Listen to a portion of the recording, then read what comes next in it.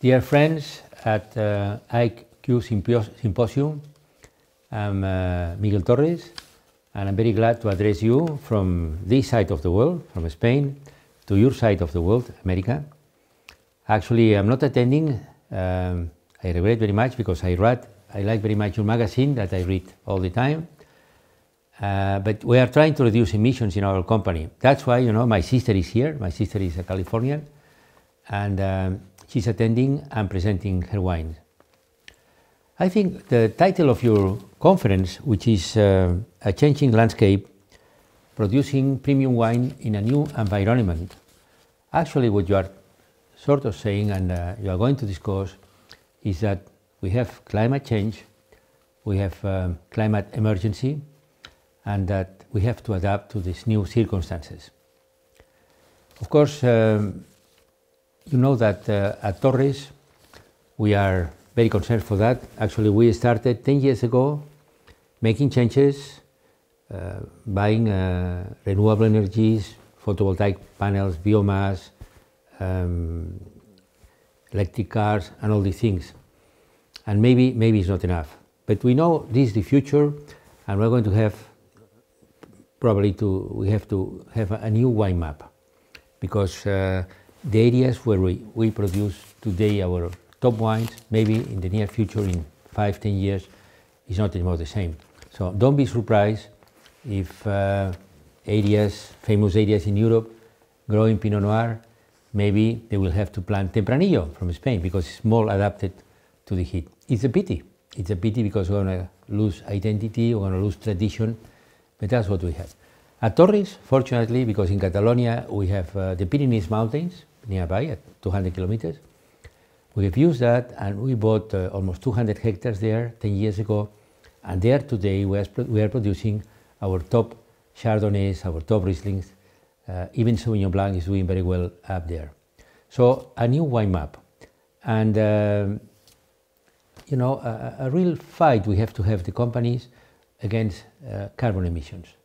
We have to, of course, everybody has, all the companies, you are here today, I'm sure you all have estimated your carbon emissions, your carbon footprint, as we say, and you know exactly how much CO2 you are emitting, and I'm sure you're making efforts to reduce that every year.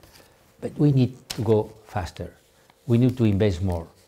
We need to make wine as an example of can be done against climate change.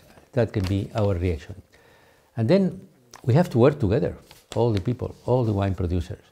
That's why we created last year with Jackson, our good friends from California, this group called IWCA, International Wines for Climate Action.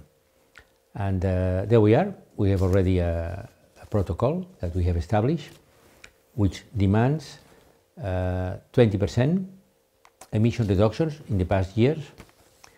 It demands also that every company, every winery has his carbon footprint estimated with the three scopes that everybody knows how it works. And then a reduction of the 25% in carbon emissions, and a project to reach 50% reduction of carbon emissions in 2030 and 80% by 2045. And maybe, I'm sure that if we will meet Greta Thunberg now, she will tell us this is not enough, you have to go faster. So, my friends, if you can go a little faster, I think that would be great. Imagine, now, 2020, we should be reducing this year our emissions 7.6%. And the same thing the next year, to reach at the end of the decade to a situation that we could really make then possible only an increase of 1.5 increase of temperatures at the end of the century. And this is not going to be the case. I'm sure that 2020 we are going to continue to increase emissions. And while we are talking, my friends, there is 1,000 million cars over the world. 1,000 million cars. How are we going to stop that? Is that possible? I know we can, and this is the case of Spain and many other European countries. This year Spain is last year producing already 50% of the electricity with renewable energies. And this is going to increase. because the European Union has made a big effort, and we want to reach 2030 by being almost carbon neutral in Europe. So this is possible, but still the cars, I wonder. I drive electric car, I recommend you to buy electric cars, so maybe there is still some hope. But finally, I'd like to say that we can share the vision of my good friend, Dr. Jamie Good, who said, we have to make carbon emissions socially unacceptable. That's the new society we need.